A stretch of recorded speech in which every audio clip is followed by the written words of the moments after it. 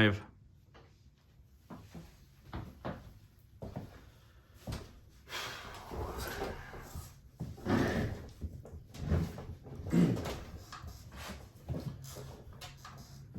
Well, welcome everybody to a special edition of Fuzzybutts and Friends.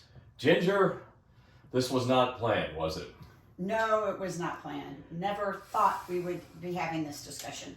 We have really two great podcasts up and coming, two great guests, but this came across the transom 2 days ago, and it filled me with such rage, and it really challenges, I think, Ginger, what our mission is, what our core value is at the Puppy Up Foundation, and what we try to do here at Fuzzybutts and Friends, that I felt like we had to film and record a special edition to address this. So let's start off with giving everybody the framework, and let's set the table.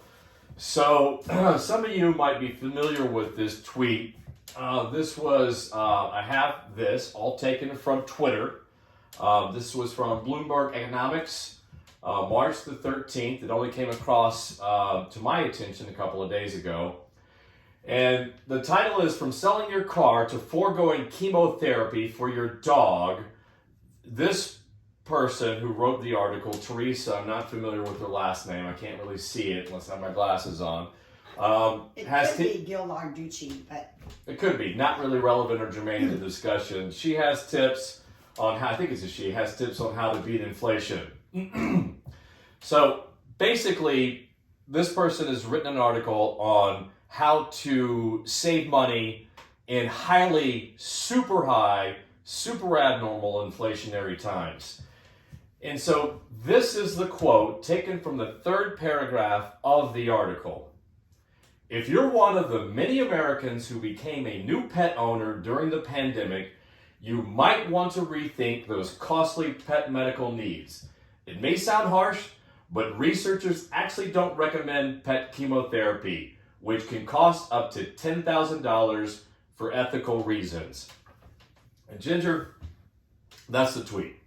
It was actually late at night when I first read this, and I had adrenaline coursing through my veins. I was enraged when I saw this, and my first instinct was just to fire off a series of angry tweets, and then I thought better, let's take time and to analyze this and to discuss it at length, because as I said a moment ago, for me, this puts at risk everything that the Puppy Up Foundation is all about, and everything I've tried to accomplish through the two walks that I've done before.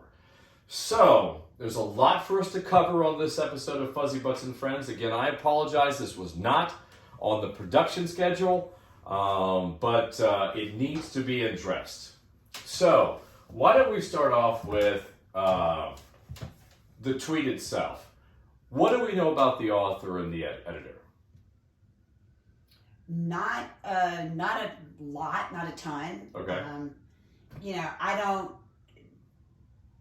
Putting this out there says a lot, and I'm not going to expound on that, but I think other people, listening probably know me well enough to get what I would like to say about that. There are two things about this paragraph. One, that you might want to rethink those costly pet medical needs. That's apart from the chemotherapy.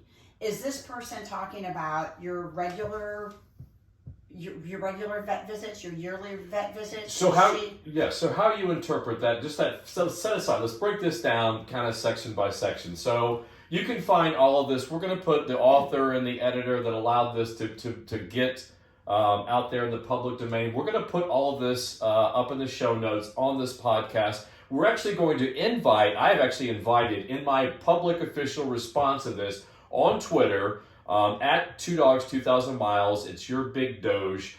I actually have invited the editor that allowed this tweet to go into the public domain. It's actually an article and a tweet summarizing the article to go into the public domain. We've invited her on Fuzzybutts and Friends via Twitter. We're gonna follow this up with a more formal invitation, because as incensed as you are and I am, this is an important public discussion for us all to be having, because I've been seeing things like this with increasing frequency, and it's disturbing, and it's again, it's a very attack at the fundamental core of our mission and what we're trying to accomplish.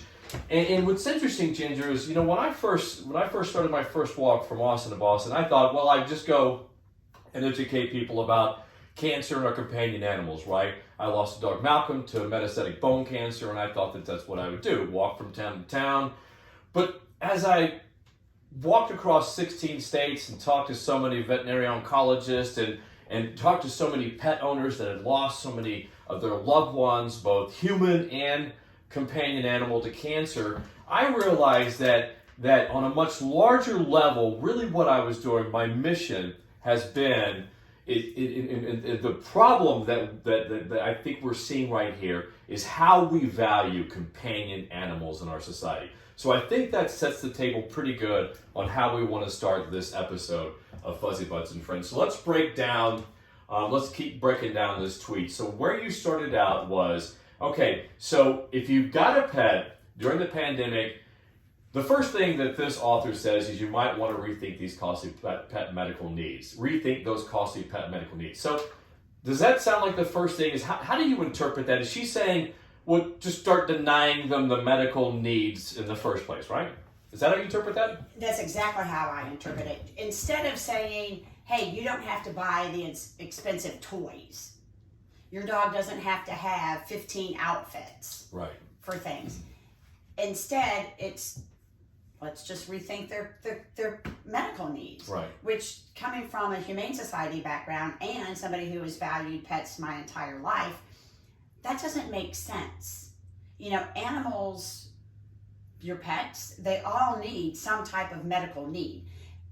Many states, counties, cities have their own laws about what the medical needs may be, and you can't get past that. I mean, so pet parents then, before pet parents adopt, because you were the executive director of the Memphis and Shelby County Humane Society, you did that for 4 years. You've seen that before. That before you adopt out a dog or a cat to pet parents, expecting pet parents, you make sure that they have the financial wherewithal to be able to meet those medical needs. So why doesn't this author say, okay, well, rather than just saying they don't need shots, right, which we know they need, right? Correct. That's basically saying, hey, don't give your dog or cat the shots that they need to prevent things like rabies, right? Right. And you could probably debate back and forth on costly, but something that is costly for me may not be costly to this person. Exactly. But exactly.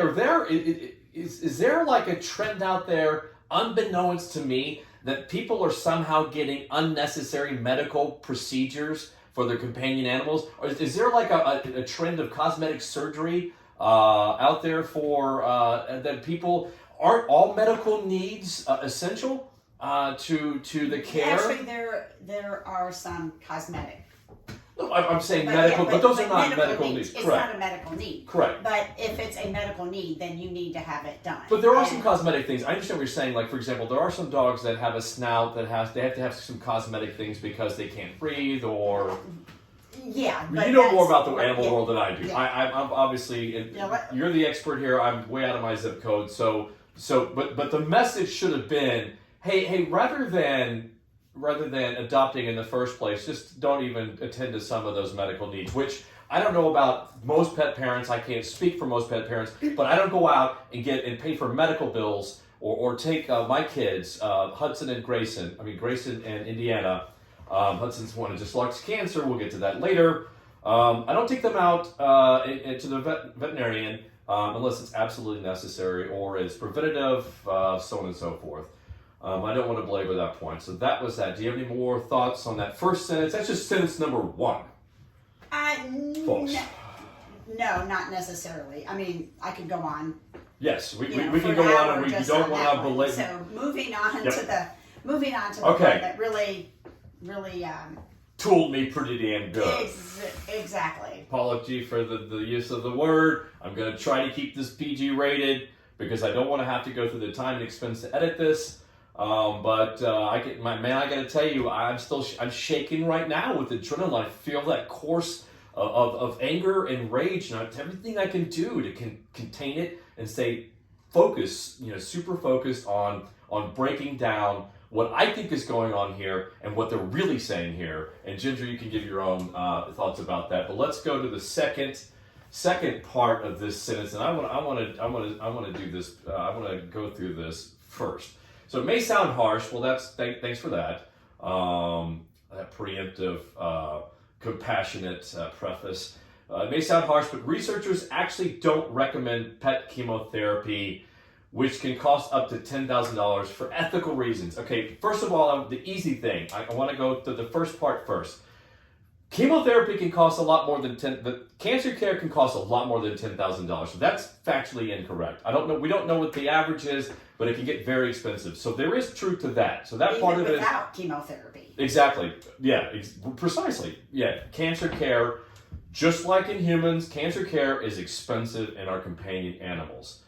So then, what I want to get to next, which is really what I think the nut of the issue, is researchers actually don't recommend PET chemotherapy, and it links to an article that these researchers supposedly wrote. So Ginger spent her time reviewing that and has a ton of notes, so why don't you get us started on that? That research that says they don't recommend chemo for your dog dying of cancer. What do we find out? Well, let me just say that I could read this probably 100 more times and find more information in here that irritated me. So one of the things, it's the ethical dilemma. And one of the first things in here, it's just ridiculous. It says, ethical issues associated with the use of chemotherapy in cats highlight the ethical concerns about good communication and informed consent. So they're saying basically that your cat, specifically here, later your dog, cannot consent to having chemotherapy. Okay, so that's premise number one. So this is a research article. The Puppy Up Foundation, we fund research, so we know a thing or two about studies. So they have the abstract, they have a thesis or a premise that they're making, and or a hypothesis, and they have the arguments that they constructed to make that. So in the number one is the ethical issue, and their assertion is pets can't give informed consent. Correct. Okay, but let's just stop there because I don't, that in itself, I don't want to go crazy down the badger holes because it gets nutty. That's ridiculous. That's absolutely ridiculous, because that means that anyone that can't give informed consent should not be given any sort of treatment or therapy at all whatsoever, irrespective of whether it's for cancer treatment, whether you're treating fibromyalgia or neuropathy or cataracts. Because our companion animals can't right now give their informed consent, they should not be given medical treatment. That's absolutely absurd. That's ridiculous. And I can't go there. Please take over, because that's bollocks. It's a rabbit hole that I could truly go down.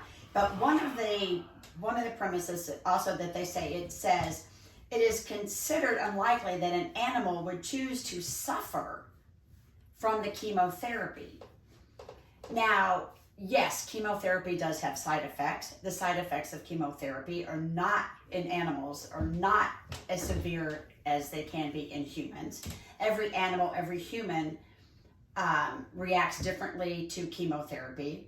I've heard dozens, if not hundreds, of stories on where, hey, my dog had this chemotherapy and had no issues. Oh, my dog had the same chemotherapy and we stopped it because they had an issue. So this is thinking that the pet parent, not the pet owner, but the pet parent, I think our pets pretty much own us, is not thinking. You know, if my dog, which I had a dog that went through some chemotherapy type drug, yes, she had a couple side effects. You know what? I talked to my veterinarian. We lowered the dosage. My dog, had a year. Wait, but let's go to the first. Yeah, sorry. But I'm going back. So the whole informed consent. Yeah, I don't think, would the dog prefer to suffer from the cancer until another part of this is until the pet owner, as they say, comes to grips with the fact that their dog has cancer, and then they euthanize it. But you don't know how long. I'm not going to come, unfortunately, to grips with the fact that my dog has cancer. Some people may truly drag that out for months. Well, right. This, like the other ones, there's a lot to this. But I want to stick to just the side effects, because this is not just anecdotal. This is not just us talking. I backpacked 4,000 miles across the country twice, talked to hundreds, thousands of pet parents, but also veterinary oncologists, the experts and the researchers and the people that I've talked to everybody we've talked to everybody to the top of the food chain. We know from the people that know how everything is done in the world of veterinary oncology, we know to the top. So every single one of them, without exception, agrees that we don't dose chemotherapy in our companion animals the same way that we dose it in humans. And the reason why we don't do that is because there is no feedback loop. Animals, our companion animals, can't tell us when they're getting, when their tummy is upset from one of the potential sides from chemotherapy.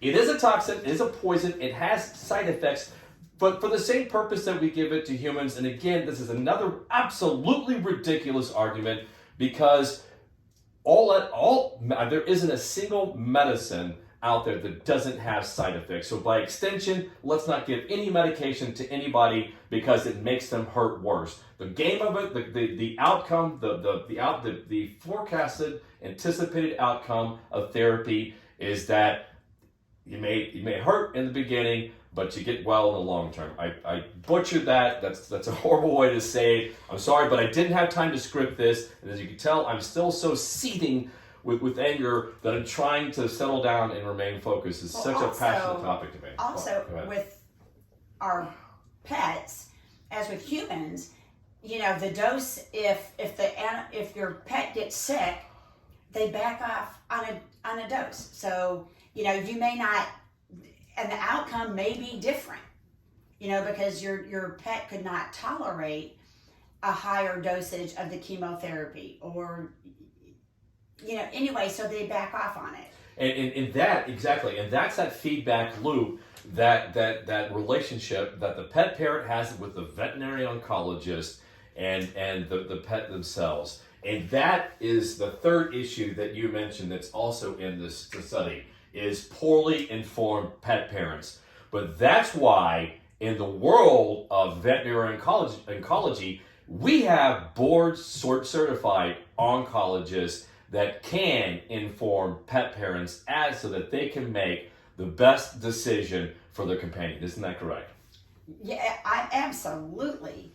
And the pet parent needs to feel comfortable with their veterinarian, whether it's their general practitioner or it's an oncologist. They need to feel comfortable. They need to have honest discussions with that. And this article is kind of like, well, the pet parent is not informed, the veterinarians aren't doing anything, the pet parent maybe isn't asking the right questions. But again, sorry, go ahead. Information is important.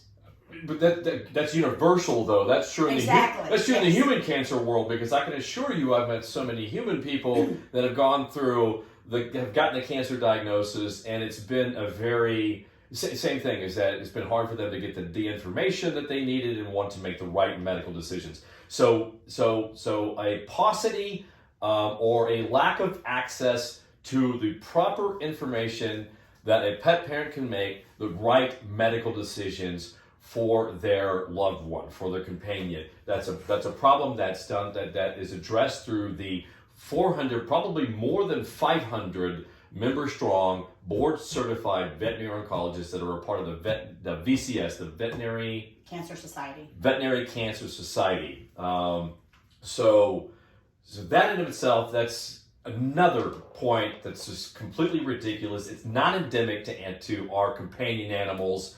And that's why we have specialists. That's why you go to the GP, right? You go to your family vet because you find a lump or a bump, right? Right. Or any of the other many symptoms that a cancer dog or cat can have.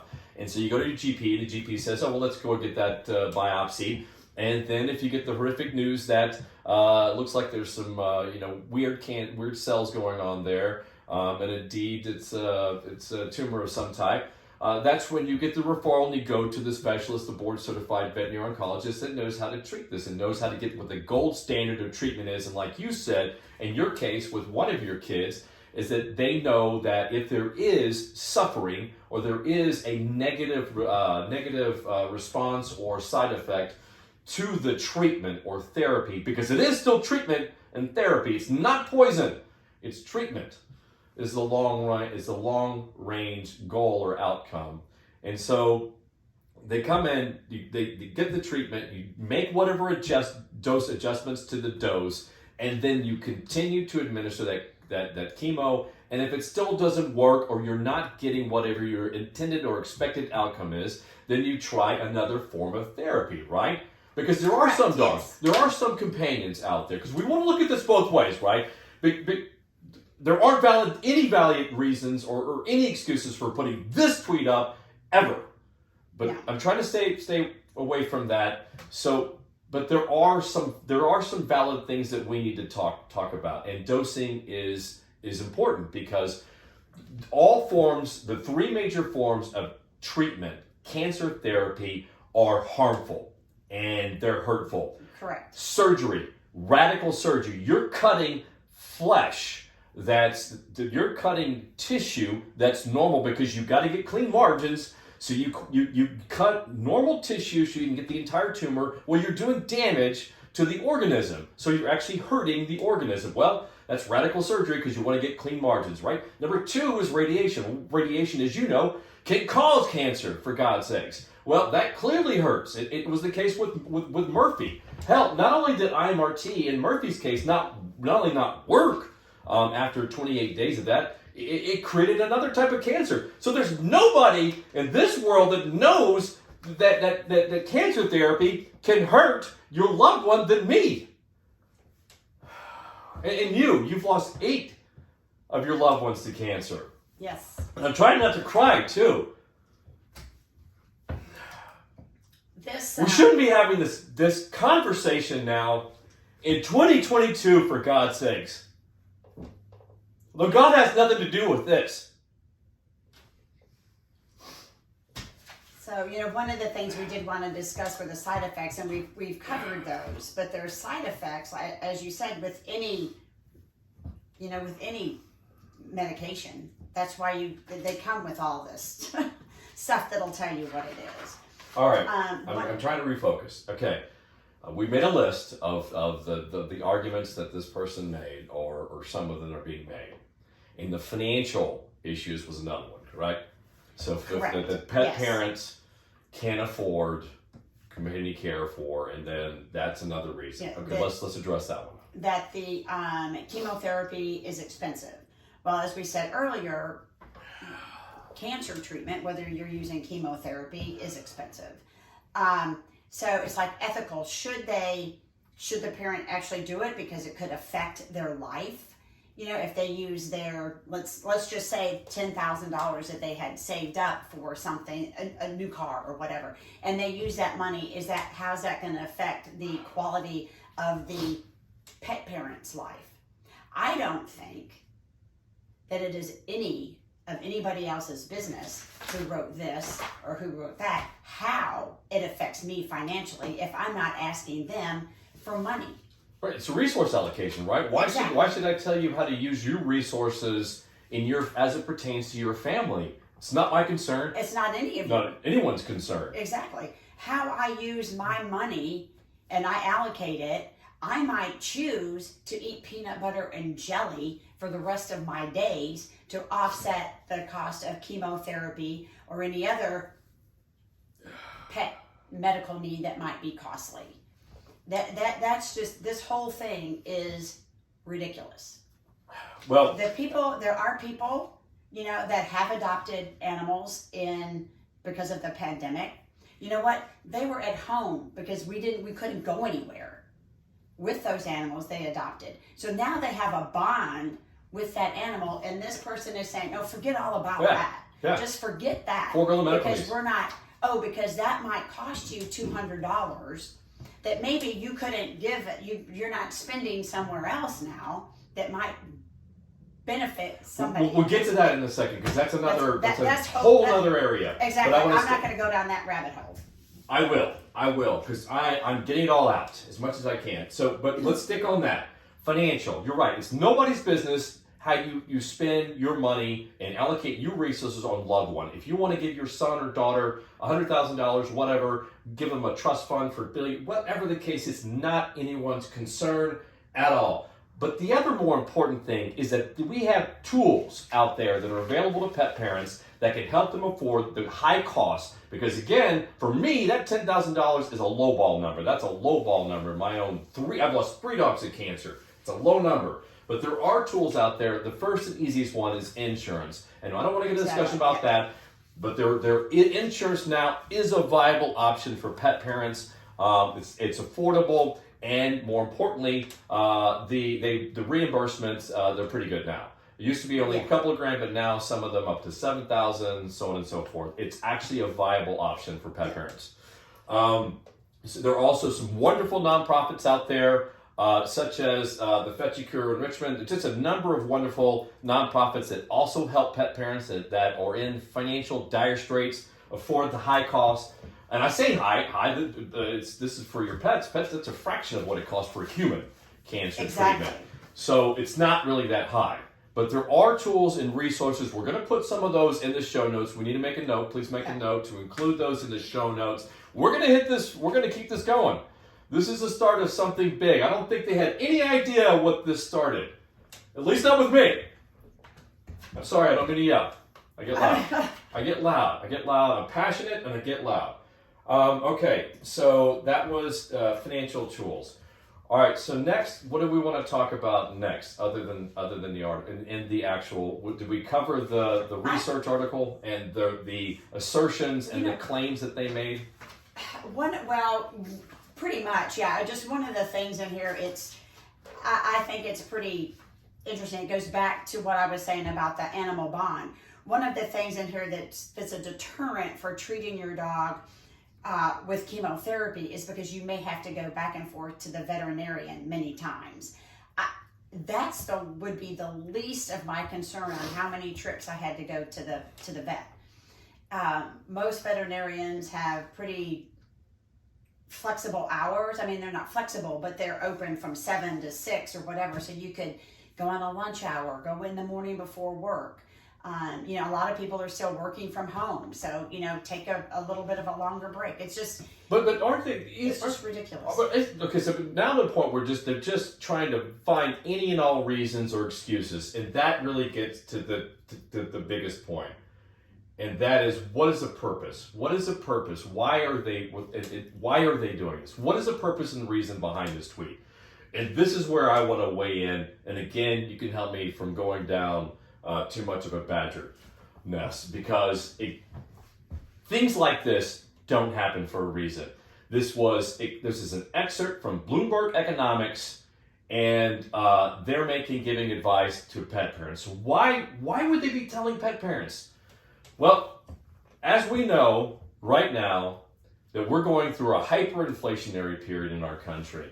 And so when you see articles like this coming out from supposedly a reputable media source, Bloomberg, and it's economics, for me, why are they putting the burden of inflation on the pet parents rather than this economics journalist, holding accountable the Biden administration? So, without going into that at all, I don't care what your political affiliation is at all whatsoever.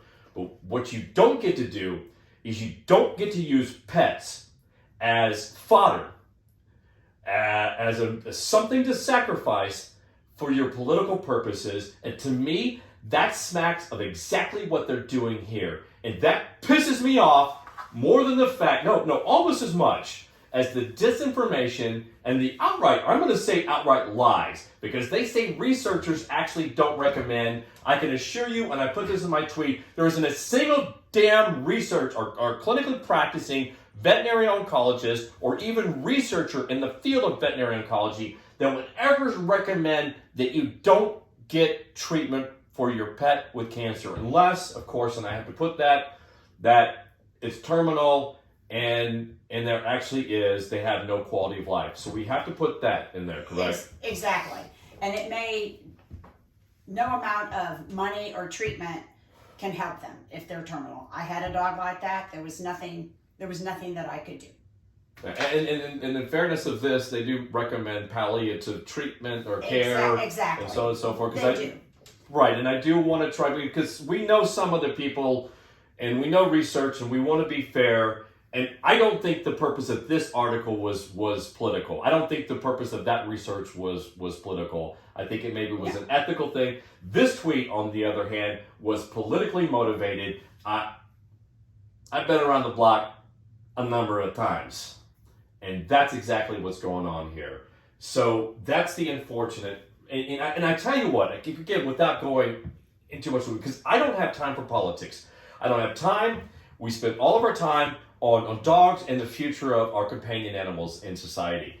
And so I stay away from this stuff. I know the Puppy Up Foundation stays away from this kind of nonsense. Definitely stay away from politics. It's a distraction. Both parties, that we exist in a two-party system, that the level of inability to collaborate on solving problems, huge societal problems, that they can't collaborate, that they can't work together to solve problems, is unacceptable. And more importantly, that they're using, and that politics has suffused and put their grubby fingers on every aspect of our society, to me, is pathetic and unacceptable. But now it's in my world, because politics is in the world of Fuzzybutts. And the point of Fuzzybutts and Friends is about the enriched lives and the value of lives of our companion animals in our society. And to me, what this person says is that your companion animal, you're a member of your family, which is how some of us see our pets. They're not pets, and I don't even like the word dog. I don't like the word pets. They're our family. I don't have kids, and I know you don't have kids. And so I understand, and let's talk about that for a minute. I understand that some people, look, I've walked 4,000 miles. I've talked to pet parents of all kinds. And I get it that some people have human kids. And I understand that some parents value those human kids greater than the pet kids. And if they have to make resource allocation decisions or tough decisions, they have to make those decisions, right? Exactly. They make the decisions on their household, what's in their household. Exactly. But what this says is that this devalues our companions. It says, hey, don't even worry about that. The first thing is, and the high cost of inflation, your pets are the first to go. Exactly. Don't worry about taking care of them if they get sick, because that's just. Or don't try to find or rehome them. Don't try to find them another. If you can't afford it and you're that bad off, there's so many rescues and rescues and animal shelters all around the country that do such great work. There are so many other solutions out there other than this. This is not and never should be a solution. I don't know where I got lost, but I'm getting to that point right now where I'm just, politics. So this is political motive. The other thing that concerns me about the politics of this, I have seen, and again, on all of our we stay away from politics. I do my best stay away to from stay away politics from because politics. it doesn't help anything. It doesn't solve anything, and we're trying to solve things.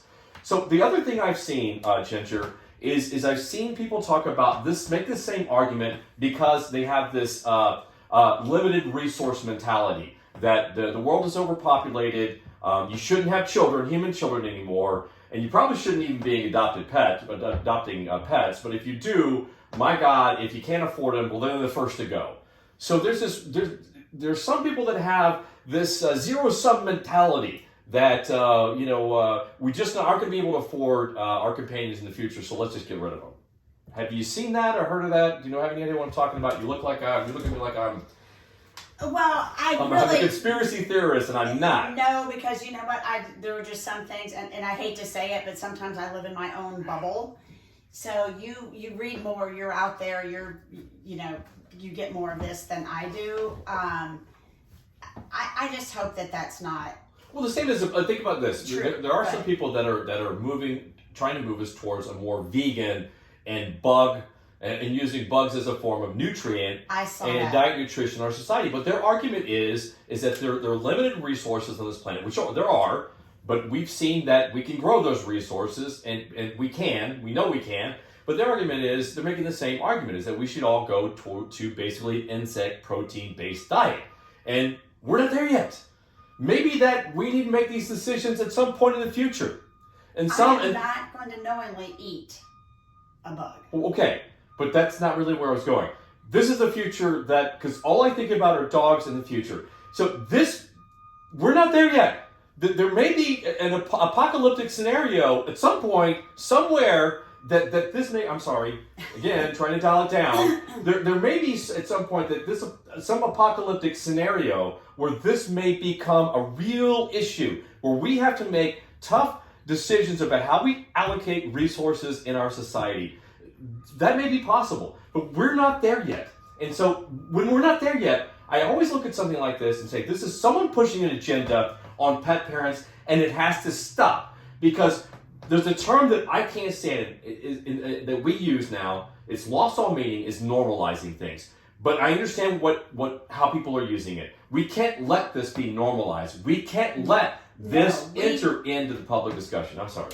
Going crazy up here. Coming from the Humane Society, we have done everything as a Humane Society to not let this be normal. Avoiding medical needs has happened for years and years and years. Just probably in the last 20, 30 years have the general population actually started taking their animals yearly to the veterinarian to get these needs met. And now this person is saying, just stop.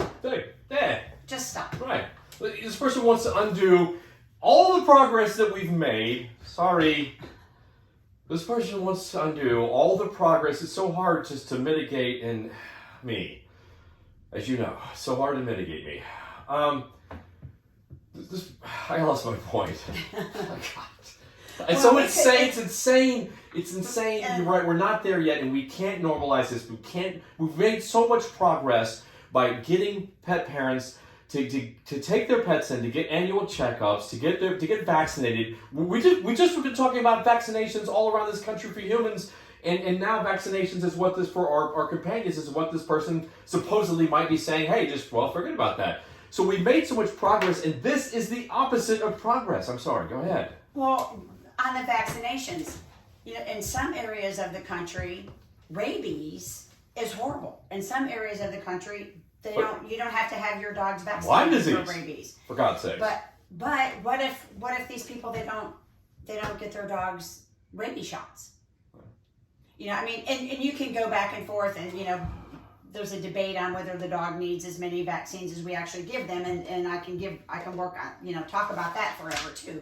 But our companions need medical attention on occasion and at least yearly. And this looks like this author is telling us not to do that. And that is horrible, just to say the least on that. And we could go on about this. You said it very well. Forever. You said it perfectly, but I want to expound on that just a little bit. Is that, look, if you, just like you choose to decide, I don't want to go there, but you have a human child, that's a responsibility that you have in this world. It's a personal, familial responsibility, but it's also societal responsibility as well.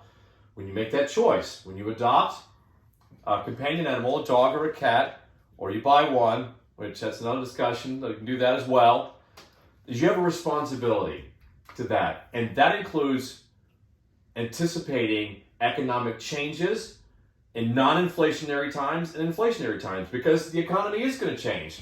We've been through recessions before. It's not going to be easy. But the last thing that you do when you take on a responsibility of a loved one, whether you adopt a child with special needs that can't make informed consent, or whatever the case is, what you don't do when you've accepted this responsibility is that you don't then go and deny that child, whether it be human or of the animal kind, you don't deny them medical needs at all whatsoever. You don't betray your fundamental responsibilities and societal responsibilities as well. And this tweet suggests that you do just that.